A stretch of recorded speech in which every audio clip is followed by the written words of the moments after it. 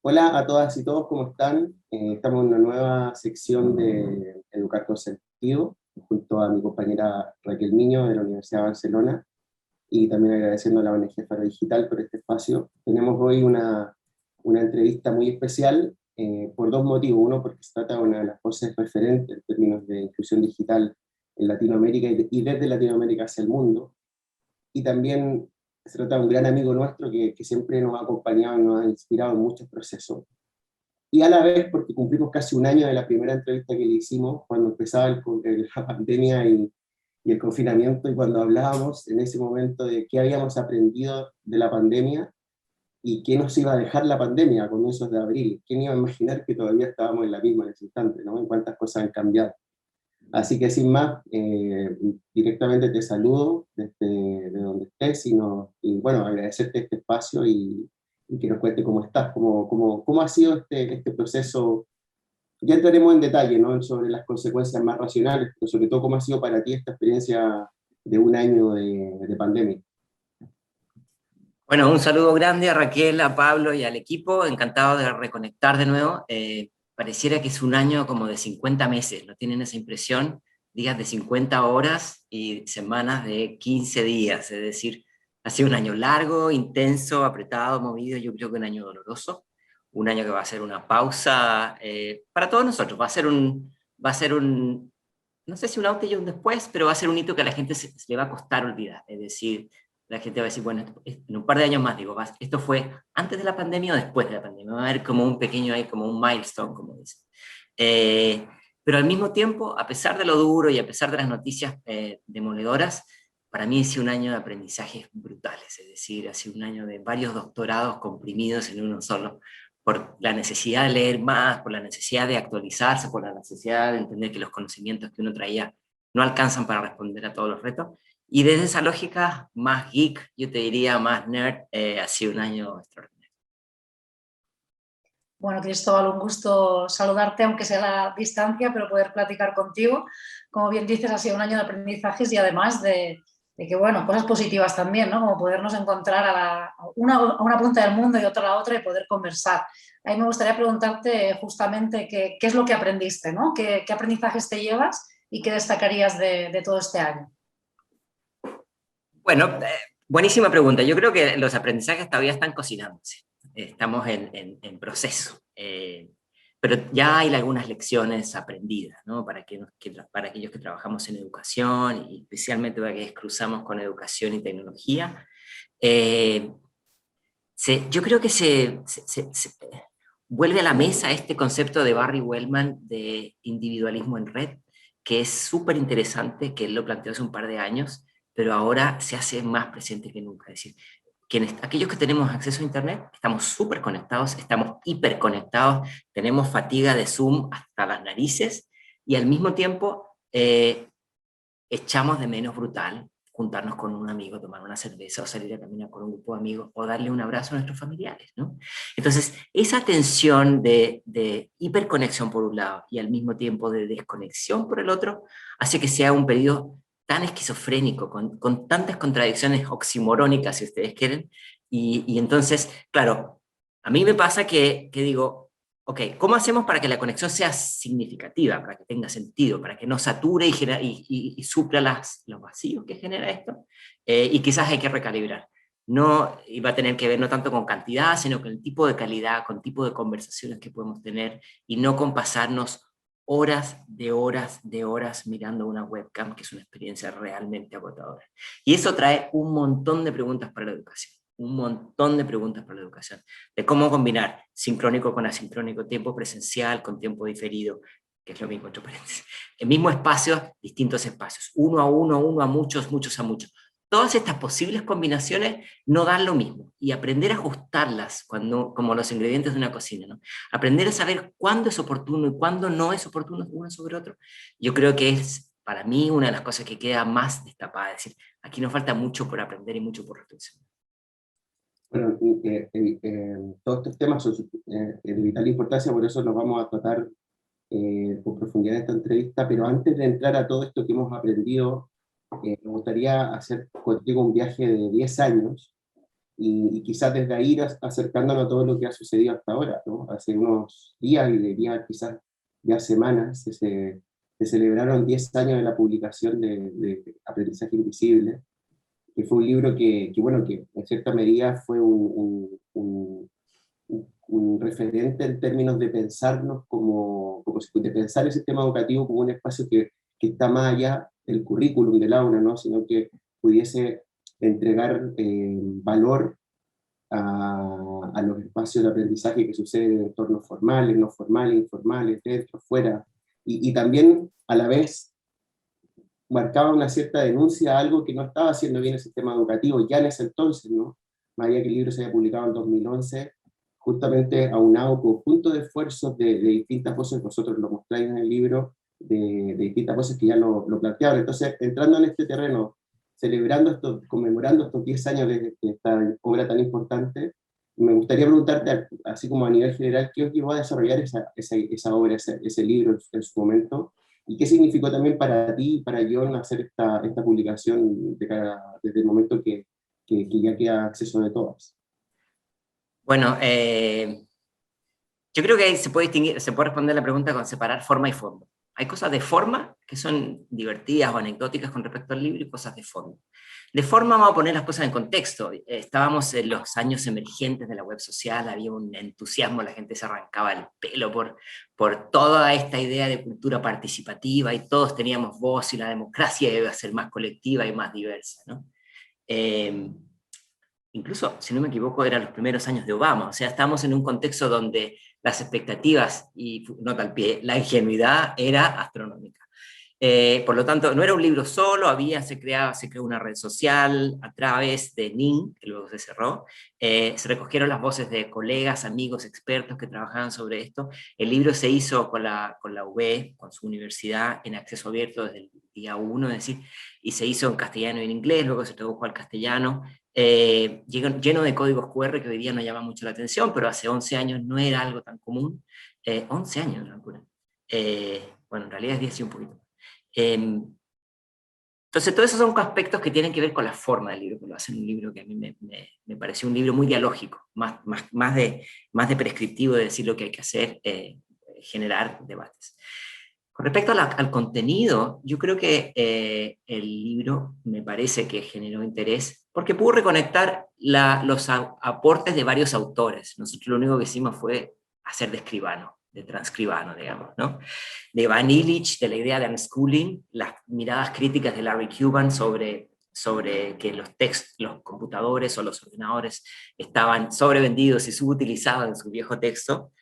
Oversold and Underused es un título que ya me parece que sigue siendo realmente válido. Entonces era poner sobre un solo texto en castellano, decir, quizás las expectativas de las tecnologías en los aprendizajes no están dando los resultados esperados. Que hoy día hay mucha literatura sobre eso, pero 10 años atrás quizás había un poco menos y los organismos internacionales, los estados abrazaban menos esa historia. Estamos hablando 3 años después de OLPC, entonces era un contexto bien distinto. Entonces, por lo menos el libro abría el debate de quizás los aprendizajes no están siendo los esperados, había menos evidencia que hoy, y al mismo tiempo ponía zoom en esta idea de Nonaka del aprendizaje tácito, ¿no? El aprendizaje experiencial, el aprendizaje que está mal sistematizado o que no queremos que esté sistematizado, el aprendizaje que ocurre en entornos informales. Y al conectar todo eso surge esta idea de invisible. Entre paréntesis, nunca he contado, pero una de las cosas por las cuales lo pusimos invisible, además de la metáfora visual, digamos, es que invisible funciona igual en castellano que en inglés. Y que es algo cuando John y yo estábamos escribiendo esto en Spanglish, funcionaba perfecto porque si poníamos un sitio web y usábamos la palabra invisible, no había que decir de qué origen tenía. Bueno, una de las preguntas que os hacíais en el libro era cómo aprender a pesar de la escuela, o tal vez para no sonar tan fuerte, cómo aprender también más allá de la escuela. Y esta pregunta, lo que es increíble es esto, ¿no? Igual que todo lo demás que has comentado, sigue siendo súper relevante a día de hoy, ¿no? ¿Qué representa hoy todo lo que escribisteis sobre aprendizaje invisible? ¿Qué representa hoy incorporar todos esos saberes informales, pero sobre todo informales y no formales en la escuela y que se valore todo esto? ¿Cómo es la lectura 10 o 11 años después? Yo creo que la pandemia nos ha dado unas lecciones durísimas, ¿no? De lo complejísimo que es incorporar tecnología de manera pedagógicamente efectiva, de manera que haga clic, que conecte con emociones y no solamente con el currículum, con las personas. Y la dificultad de... Estoy hablando de cualquier tecnología, ni siquiera solamente las digitales, ¿no? Incluso la radio o la televisión, que se utiliza en muchos países de renta media y baja. Una pequeña curación de contenidos multimedia en televisión, por ejemplo, pueden ser de mucha utilidad, pero desbordar de horas ilimitadas de transmisión de televisión educativa, por muy buenos que son los contenidos, no nos van a llevar muy lejos, ¿no? Nos van a llevar a desconexión, desvinculación, desmotivación, pérdida de atención, qué sé yo. Y yo creo que en ese sentido, aprendizaje invisible ya era un llamado a decir, quizás nuestra incorporación de la tecnología hay que pensarla. Y ahí un poco la invitación a decir, ¿por qué es tan distinta la manera en que utilizamos la tecnología en los entornos formales? De 45 minutos, se entra por aquí, se sale por acá, si tiene este producto y estos son los resultados y así se va a evaluar, con la manera en que todos nosotros utilizamos la tecnología de manera informal, ¿no? Que es mucho más exploratoria, es mucho más ordenada, perdemos el control del tiempo, a veces, no es que siempre sea divertida, pero muchas veces está conectada con nuestras propias motivaciones y ahí la pregunta es, ¿qué tenemos que hacer para que esa experiencia informal pueda ilustrar la manera en que nosotros la aprovechamos en contextos formales? No digo que no se utilice, por supuesto, el aprendizaje experiencial, el trabajo colaborativo, la producción distribuida, el crowdsourcing, son ejemplos que se han tomado prestado de la educación formal.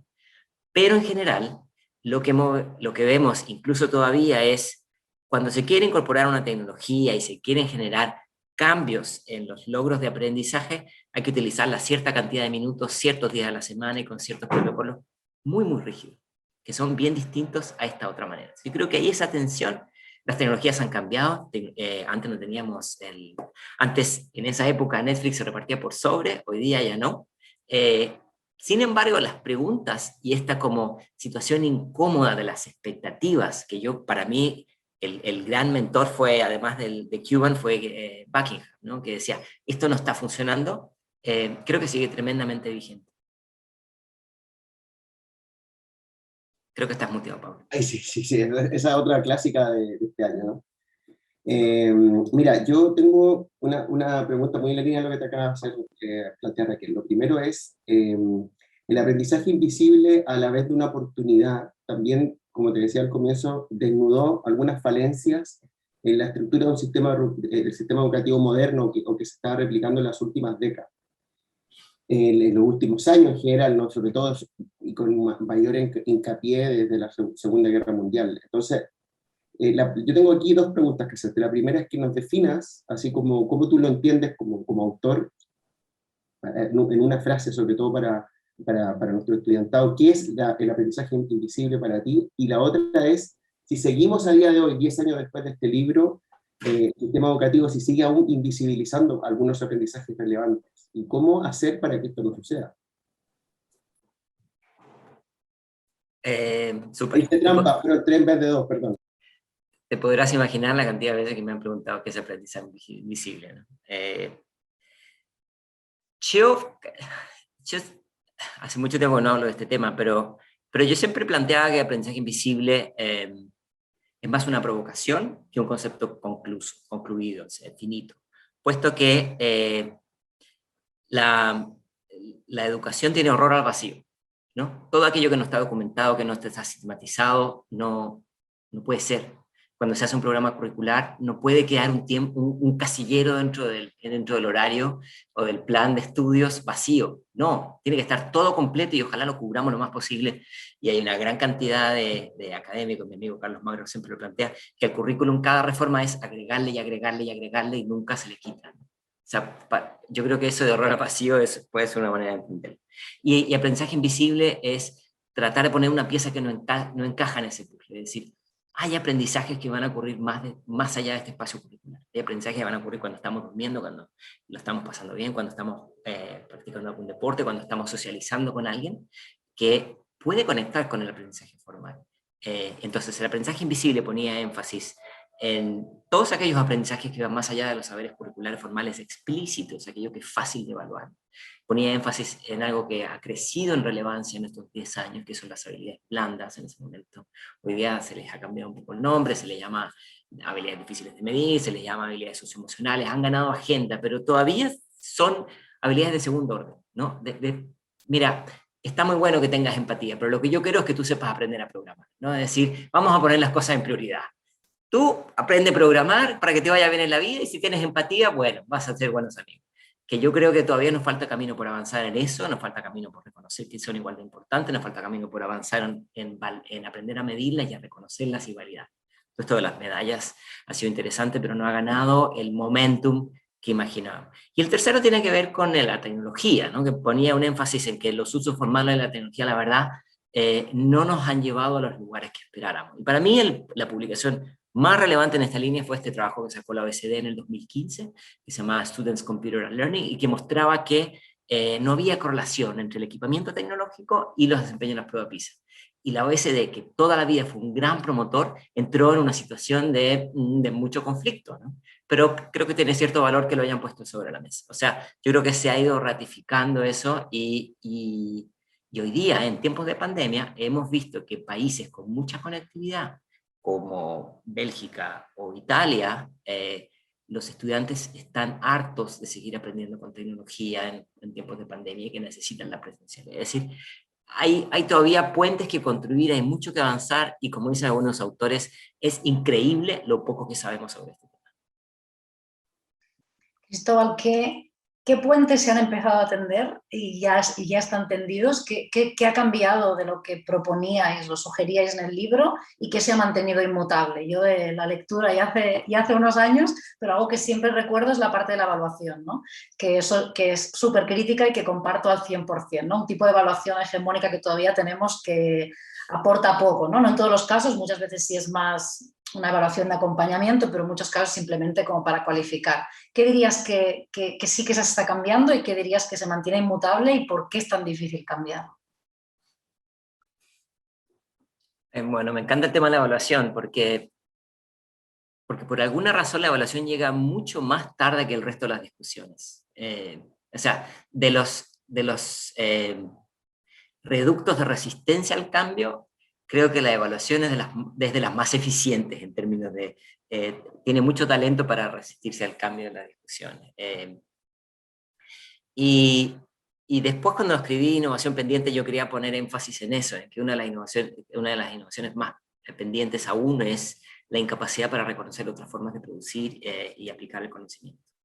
Y esto, yo quiero poner que quede claro, esto no es una guerra contra la prueba PISA, es una guerra con que solamente los resultados de la prueba PISA sean los grandes referentes para tomar decisiones políticas, ¿no?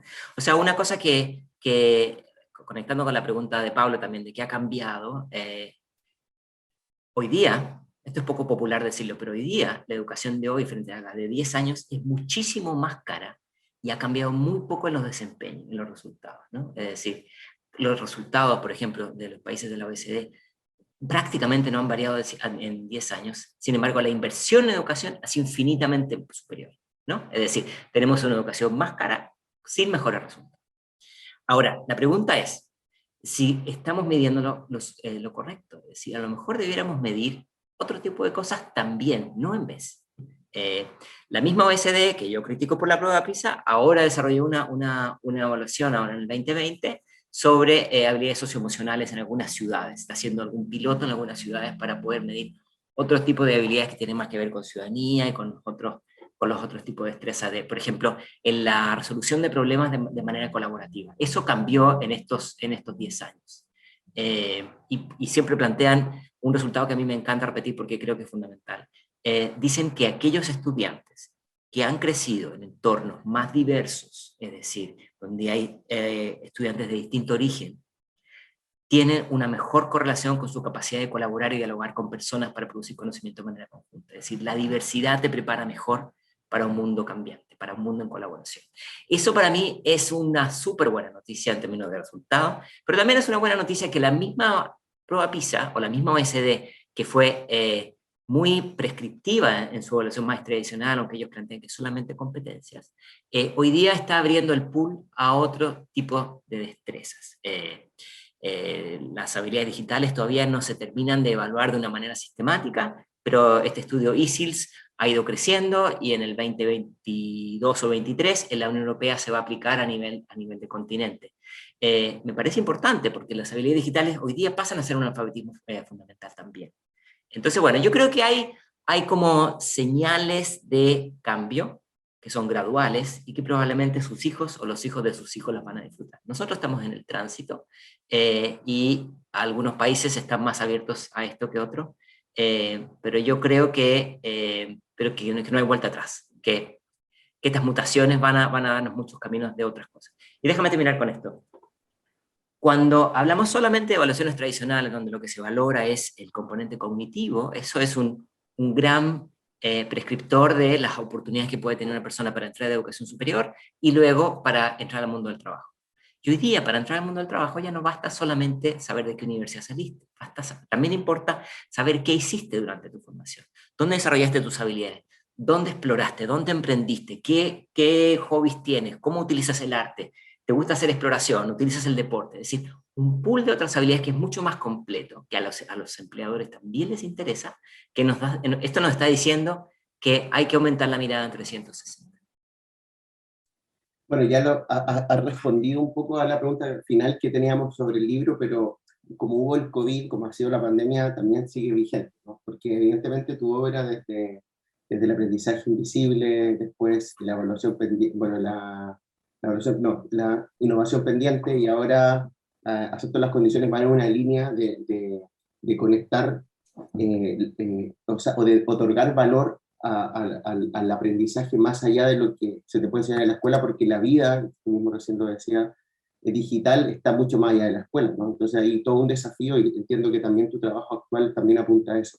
Pero bueno, como tú también mencionaste y como pregunta puente con el último tema de la pandemia, todo este escenario de COVID, de confinamiento, de pandemia nos ha puesto un poco en un desafío de innovar también, de pensar aquello que estamos reproduciendo y que a lo mejor no era con cierta práctica compulsiva, que no tenía mucho sentido. Entonces, cerrando esta parte del libro, pasados estos 10 años y post-COVID también, que es una cosa que seguramente no planificabas tú cuando hiciste este libro, ¿no? ¿Qué capítulo integraría esta obra? Ahora, hoy, si te dijeran, bueno, hagamos una edición, una tercera, segunda edición, ¿qué capítulo faltaría por sumar? O si no, pensando un poco en abstracto, hacia qué dirección debería ir o continuar o profundizar. Sí, bueno, yo creo que un alfabetismo digital más crítico era una deuda pendiente en ese libro, es decir, más crítico a los hacedores de política pública, más crítico para darles herramientas a los docentes y más críticos a los estudiantes para darles un poquito más de insumos para enfrentarse a un mundo donde muy poquitas compañías dictan las reglas del juego, definen nuestra atención, construyen nuestras relaciones, nuestras tomas de decisiones, terminan incidiendo en que países se salgan de un conglomerado de países y terminan incidiendo en elecciones. Es decir, la cantidad de implicancias que ha tenido la tecnología desde el libro hasta ahora no son del todo esperanzadoras. Y entonces, tener un estado más alfabetizado digitalmente, con una lectura más crítica, ser capaz de leer entre líneas, entender que las tecnologías, si no se genera una serie de condiciones, no alcanzan a entender que la brecha digital, que solamente se medía por acceso y uso, tiene que tener una parte más de cambios de comportamiento. Yo creo que eso evidentemente no alcanzó y sería un capítulo que con mucho gusto agregaría. Listo, ahora volvemos al tema de la relación entre tecnología y los tiempos que vivimos, pero haciendo un poco de recopilación, ¿no? de esta segunda parte de la charla a la que entramos sobre este último año de COVID y pandemia, aunque yo no tuve la suerte de poder estar, hicisteis hace justo un año esta charla con nuestro compañero Ezequiel y con Pablo, y uno de los elementos que salió y que se fue repitiendo después también en diversas charlas fue el tema de la necesidad de, en el momento de confinamiento total, ¿no? En las casas, de mantener, de seguir con la escolarización, ¿no? ¿Cómo ves ahora esta situación un año después, pero que también hay muchos niños y niñas que están sin escuela, lamentablemente, a nivel internacional, con la perspectiva, el lujo que tenemos de tenerte aquí con esa perspectiva global e internacional? ¿Cómo crees que está la situación? A ver, yo he tenido la suerte de invertir este año en eso especialmente, de poder hablar con muchos países y hacedores de política pública en distintos continentes. Empecemos por la parte dura. Yo creo que la parte dura es súper importante poner la discusión, que es esta brecha, o sea, perdón, esta pandemia, y esta frase casi que se ha repetido al infinito y empieza a sonar como un cliché, pero es importante no dejar de decirla. Esta pandemia no ha hecho más que amplificar las inequidades que ya existían. Inequidades de infraestructura, inequidades en términos de preparación del cuerpo docente, inequidades de la adaptación curricular, inequidades de la evaluación, inequidad de las habilidades que habrían de tener docentes y estudiantes para esto, y eso ha sido durísimo. Es decir, la pandemia de Nepal es totalmente distinta a la pandemia de Barcelona, ¿no? En Nepal el 30% de las familias tiene acceso a Internet. Y entonces la realidad de la educación a distancia ya es por radio. Y una buena educación a distancia por radio puede tener cierto valor si se dan protocolos, si los padres son actores en esto, pero es otra historia. Estamos hablando de otro planeta. Si ese pequeño o esa pequeña no contaba con un nido de apoyo social que estimulara y que favoreciera, realmente va a ser un año perdido, donde muchas veces hay contextos socioeconómicos de mucha vulnerabilidad. En el caso de Perú, por ejemplo, estaba revisando un reporte. 300.000 niños de Perú están dejando el sistema educativo hoy día. El 15% de la población. Entonces son datos publicados por la Fundación Lehman. Y son niños que vienen de contextos vulnerables y que no tienen acceso a educación a distancia. O sea, estamos hablando de una generación que no es que no le funcionó bien el Internet o se cayó con los problemas del primer mundo que hablábamos en la primera parte de la entrevista. No es que tenga fatiga de Zoom, tiene fatiga de que el sistema educativo no fue capaz de responder a esta necesidad. Esa es la parte dura. Y yo creo, pero hay cosas buenas que plantear porque también se puede sacar el limpio. Primero, durante años que hemos trabajado en educación, hemos dicho que la educación es resistente al cambio, que la educación no quiere cambiar o no puede cambiar. Y hemos visto una cantidad de incubación de proyectos en los últimos 12 meses impresionante. La cantidad de cosas que están ocurriendo es fascinante. Segundo, los padres han entrado en la discusión. Muchos padres que sentían que la escuela o la guardería era para deshacerse de los niños para poder ir a trabajar, muchos ahora están en contacto y en grupos de WhatsApp con los padres, con los docentes y forman parte del proceso de aprendizaje. Eso es súper potente. Tercero, los sistemas educativos han implementado de manera rápida formas de educación remota rápida, ya sea comprando contenidos, desarrollando contenidos o pidiendo prestados de un país a otro, como el caso de telesecundaria, que se transfirieron materiales multimedia desde México a Perú. Eso es súper interesante y además que eso, con un poco de suerte, va a dejar un montón de capital cultural y tecnológico para cuando acabe la pandemia, para desarrollar espacios de aprendizaje más flexibles. Vamos a ver cuánto de eso va a ocurrir en el corto plazo, pero yo creo creer que en ese sentido hay muchas oportunidades de cambios que van a ser, quizás no nos vamos a alcanzar a disfrutar nosotros, digo, los próximos 24 o 36 meses, pero no tengo duda que no hay vuelta atrás en eso. Así que en eso soy optimista. Pero antes de avanzar a otro tema, quería profundizar un poco en un tema puntual que acabas de mencionar. Más allá de la precariedad instrumental, estructural, económica que ciertos territorios viven, ¿tú crees que estos territorios, de una u otra manera, con la pandemia, han aumentado, por ejemplo, las posibilidades de otorgar herramientas de conectividad a su población, de incrementar de una u otra manera más la capacidad de acceder a dispositivos tecnológicos? O sea, esta pandemia con todo lo terrorífico que ha sido y todo lo terrible y todo evidentemente lo que son conscientes de que sucede, a la vez, por otro lado, por su intensidad, ha generado esta oportunidad de mayor conectividad, de otorgar mayor conectividad a la población. Hablo particularmente de estos países que mencionan, países similares. Sí, es buena pregunta y me encantaría responderte que sí, pero es mucho más rápido proveer contenidos, incluso dar dispositivos, incluso dar capacitaciones, que generar conectividad en lugares remotos. Porque eso requiere inversiones estructurales y son desafíos de ingeniería civil mayores, ¿no? Irse a la selva y dar conectividad en zonas rurales, solamente en América Latina, ni siquiera hablemos de zonas periféricas de lugares de muy bajo ingreso en África. En América Latina, pensar en llevar la conectividad a las zonas en la última esquina de un cerro, al final del desierto, no es algo que se resuelve de manera rápida, aunque esté la voluntad política, ¿no? En algunos casos sí, lo que sí hemos visto que es interesante es los gobiernos han avanzado en mecanismos de tarifa cero, es decir, se han liberado el acceso a contenidos educativos aunque no tengas internet, ¿no? Así como uno puede entrar a internet en un aeropuerto aunque no tenga datos, ¿sí? Lo mismo puede ocurrir a veces para acceder a contenidos de los ministerios de educación. O a veces hay mecanismos yo creo, he visto una emergencia de soluciones offline friendly, que significa que son contenidos que se diseñan para que se puedan utilizar de manera offline. Todas esas son súper buenas noticias, pero pensar que esto va a ser el cambio estructural, no, yo creo que hay buenas iniciativas como GIGA, que es una iniciativa de la International Telecommunication Union, para asegurarse que todas las escuelas tengan conectividad. Pero estos son esfuerzos de mediano y largo plazo. Todavía nos queda la mitad del planeta. 3.500 millones de seres humanos que no tienen acceso a Internet. Y eso espero que nos tome menos que los primeros 20 años, que con lo que cubrimos el primer 50%, pero queda camino por avanzar. Te voy con cara de preguntar de nuevo.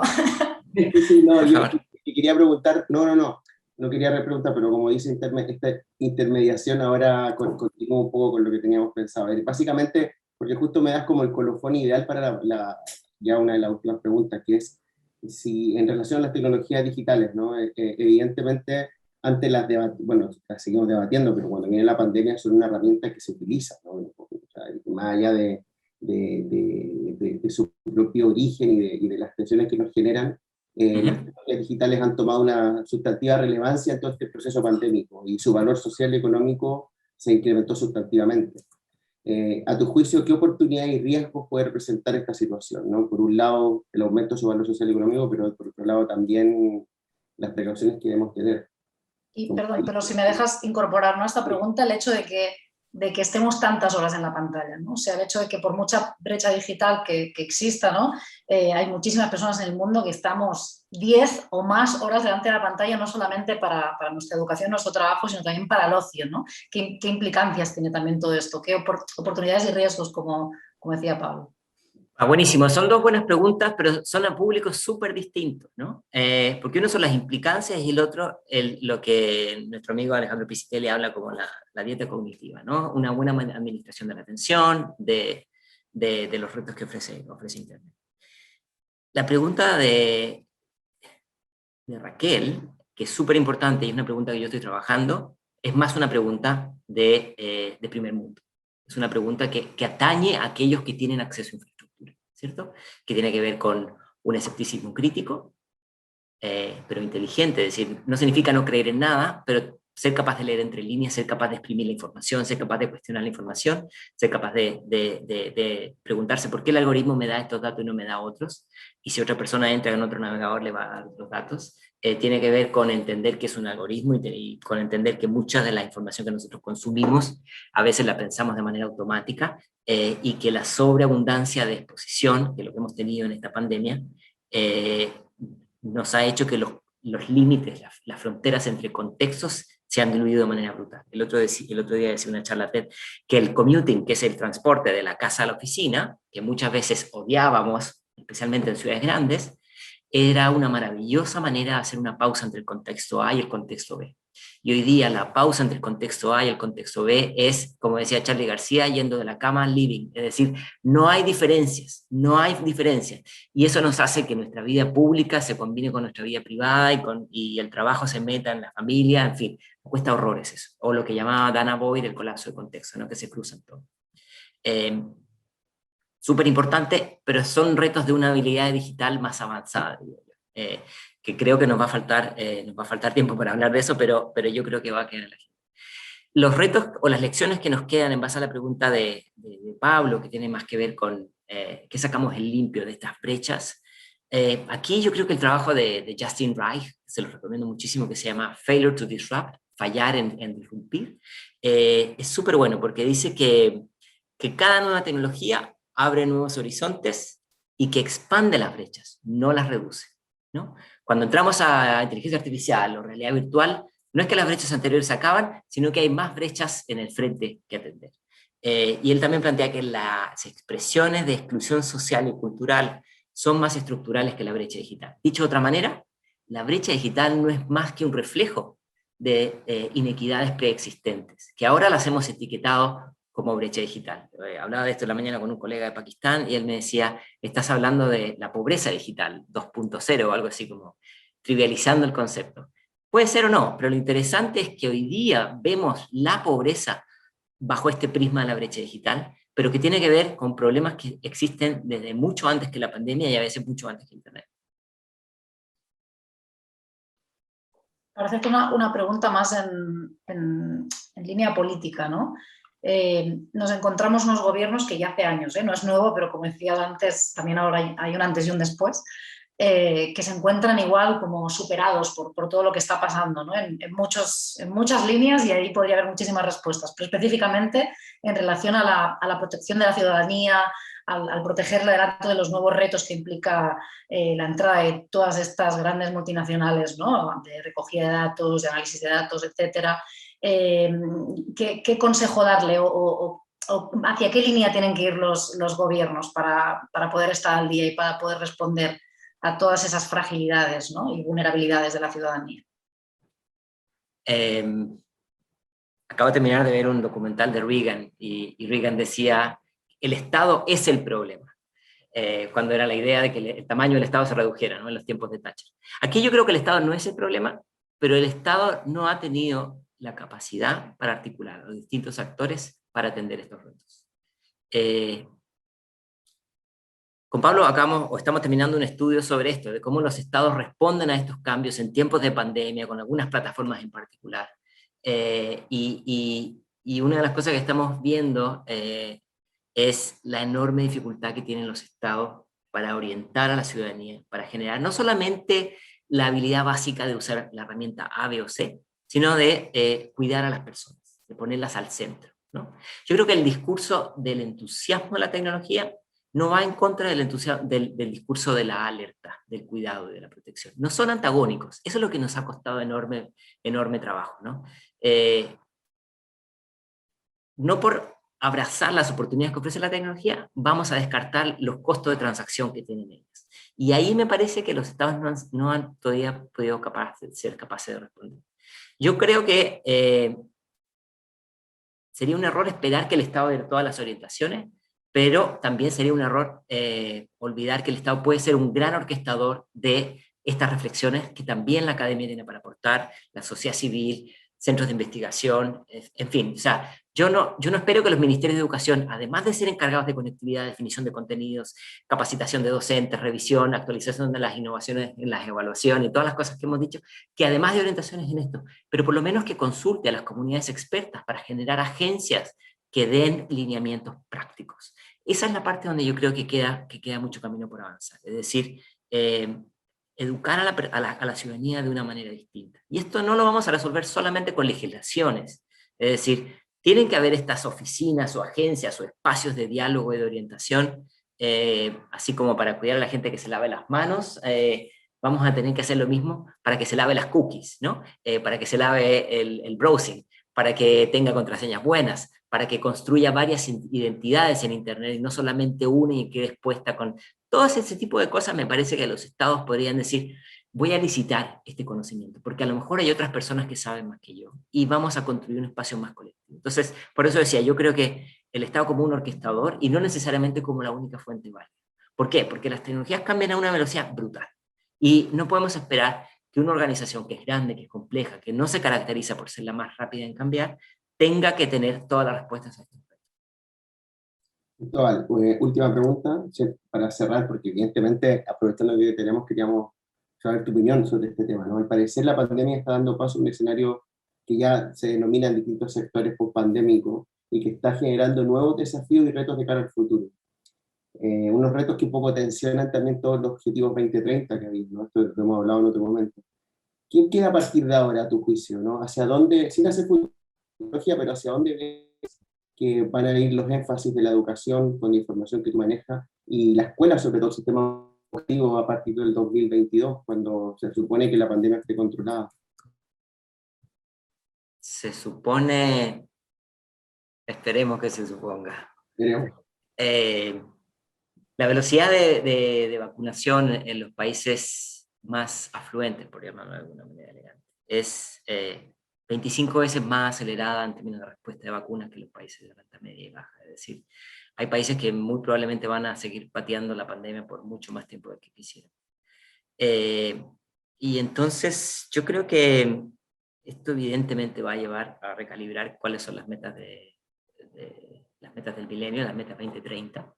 El Banco Mundial propuso poco antes de la pandemia este concepto que se llama pobreza de aprendizaje, learning poverty, que básicamente plantea que la mitad del planeta, los niños de 10 años, no son capaces de leer un párrafo simple, ¿no? Ese es el instrumento de medición, 52%. Y que ese número parece haber crecido ahora durante la pandemia.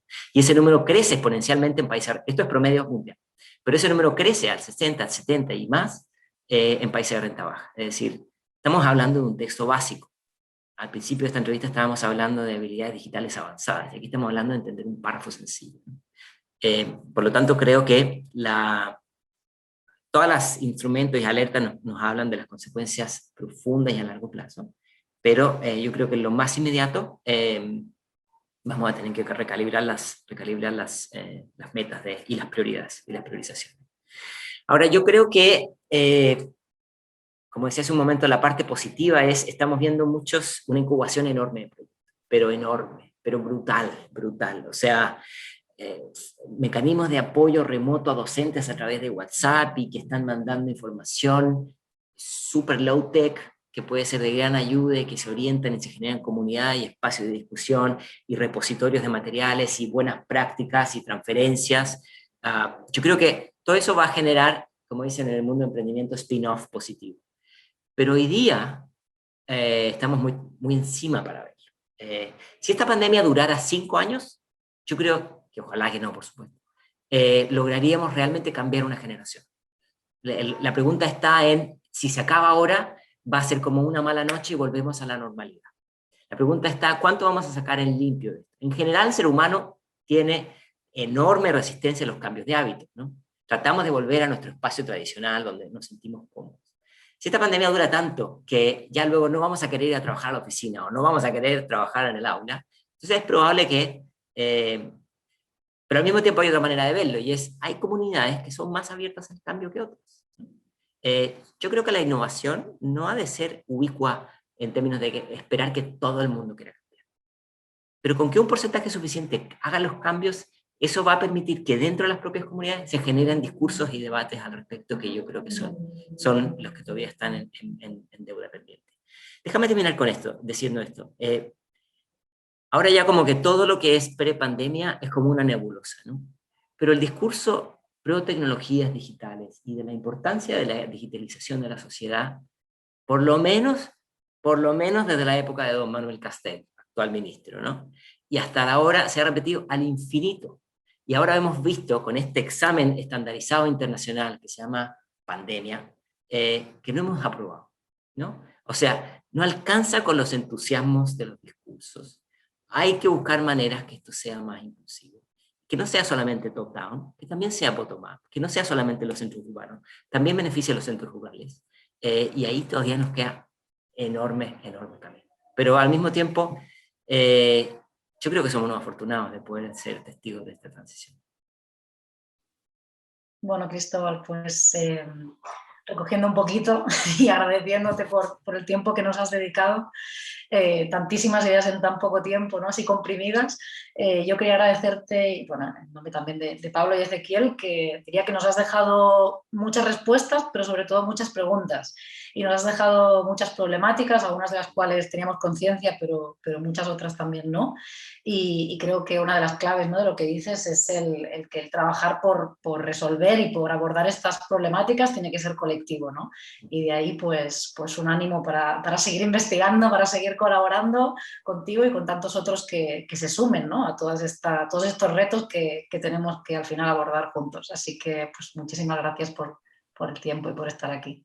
Y a ustedes, porque la verdad es que el trabajo que hacen es súper importante. Yo he tenido la suerte de estar como en ambos lados del mostrador. Y la academia, si bien no tiene la velocidad del cambio tecnológico y no tiene las luces del emprendimiento, juegan un papel fundamental en mostrar las rutas a seguir, las preguntas a hacerse, los caminos por revisar lo que ya tenemos, que da muchísima luz a los tomadores de decisión política. Así que un abrazo a los dos, gracias por el tiempo y la reflexión, que viene muy bien en estos días, y seguimos. Gracias, Cristóbal. Un abrazo.